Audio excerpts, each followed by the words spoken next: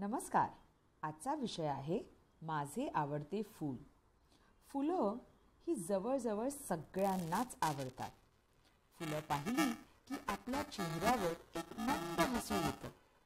त्यांचा रंग, त्यांचा गंध, त्यांचे रूप अतिशय मोहक व आकर्षक असते. सगळ्यांचे एखादे तरी आवडीचे फूल असतेच.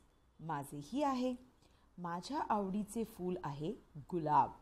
अतिशय सुंदर आणि जगप्रसिद्ध असलेले हे फूल मला फार आवडते. गुलाबाला कित्येकदा प्रेमाचे, सुंदरतेचे व मैत्रीचे प्रतीक मानले जाते. गुलाब ही अनेक रंगात मिळतात. गुलाबी, लाल, पिवळी, सफेद, नारंगी आणि काळी सुद्धा. बागेत असो, फुलदाणीत असो, फुलांच्या गुच्छेत असो किंवा फक्त एकटा असो, गुलाब नेहमीच उठून दिसतो. गुलाबाची एक अविस्मरणीय सुंदरता आहे. त्याच्या पाकळ्या अतिशय नरम व मखमली असतात. गुलाबाची पानं हिरवी आणि चमकदार असतात. बघता क्षणी मन मोहून टाकणारी ही गुलाब प्रत्येक बागेची शान असतात.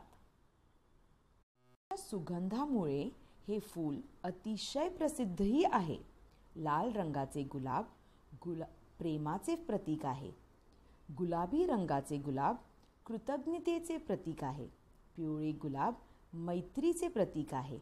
सफेद गुलाब पवित्रतेचे प्रतीक आहे. गुलाबाचा उल्लेख अनेकदा कवितेत, गाण्यात व गोष्टीत केला जातो. गुलाब अनेक पदार्थ बनवण्यासाठी वापरलीही जातात. गुलकंद, गुलाबाचे तेल, गुलाब पाणी, गुलाबाचे सरबत, गुलाबाचे साबण असे अनेक पदार्थ किंवा वस्तू गुलाबापासून बनवली जातात.